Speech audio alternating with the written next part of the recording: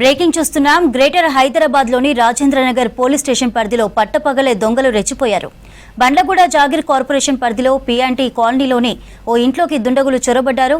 ఇంట్లోని దంపతులకు కత్తులతో బెదిరించి 6 తులాల బంగారం, వెండితో పాటు 20,000 నగదు, 2 సెల్ ఫోన్లు లాక్కెళ్లారు.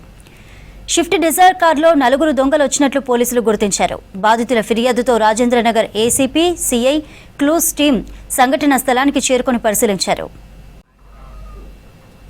గ్రేటర్ హైదరాబాద్ లోని రాజేంద్రనగర్ పోలీస్ స్టేషన్ పరిధిలో పట్టపగలే దొంగలు రెచ్చిపోయారు.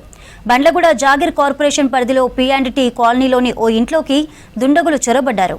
ఇంట్లోని దంపతులను కత్తులతో బెదిరించి 6 తులాల బంగారం, వెండితో పాటు 20,000 నగదు, 2 సెల్ ఫోన్లు లాక్కెళ్లారు. షిఫ్ట్ డిజైర్ కారులో 4 దొంగలు వచ్చినట్లు గుర్తించారు పోలీసులు. బాధితుల ఫిర్యాదుతో Rajendranagar ACP, CI, clues team సంఘటన స్థలానికి చేరుకుని పరిశీలించారు.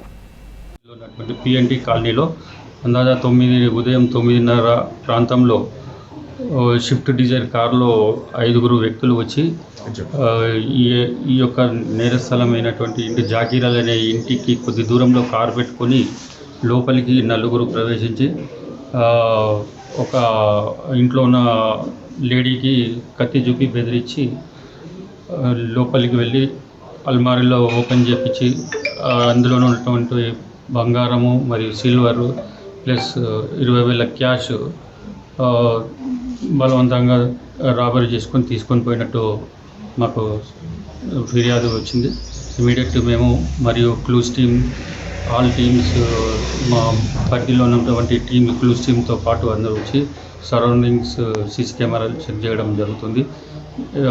ఇన్వెస్టిగేషన్లో ఉంది. సుమారు ఎంత సార్ గోల్డ్ 6 తులాలు, సిల్వర్ 20 తులాలు, 20,000 క్యాష్ పోయినట్టు ఫిర్యాదు.